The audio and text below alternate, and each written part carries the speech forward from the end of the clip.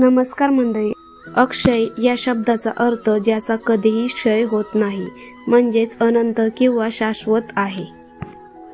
अक्षय तृतीयेचा दिवस सुख, शांती, समृद्धीचे प्रतीक मानले जाते. अक्षय तृतीया शुभ कार्य सुरुवात करण्यासाठी सर्वोत्तम मानली जाते. अक्षय तृतीयेला लोक सोने, चांदी यासारख्या धातूंची खरेदी करतात. अक्षय तृतीयाला सोने खरेदी करू शकत नसाल तर काळजी करायचं काही कारण नाही. सोन्याऐवजी आपण काय खरेदी करू शकाल? चला तर मग जाणून घेऊयात. अक्षय तृतीया दिवशी कवडी शंख खरेदी करणे अत्यंत शुभ मानले जाते. अक्षय तृतीयेला कवडी खरेदी केल्यास काय फळ मिळते? चला तर मग जाणून घेऊयात.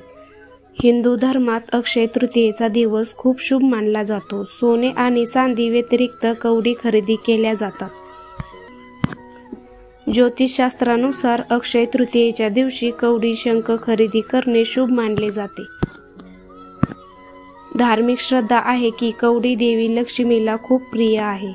अक्षय तृतीयेच्या दिवशी कवडी खरेदी करून लक्ष्मी पूजनात अर्पण केल्याने संपत्ती आणि समृद्धी वाढते. कवडी घरात सुख आणि समृद्धी आणते असंही म्हटलं जातं. अक्षय तृतीयेला कवडी खरेदी करून ते देवी लक्ष्मीला अर्पण केल्याने देवीचा आशीर्वाद लागतो. कवडी नकारात्मक ऊर्जा दूर करण्यासाठी देखील उपयुक्त मानली जाते.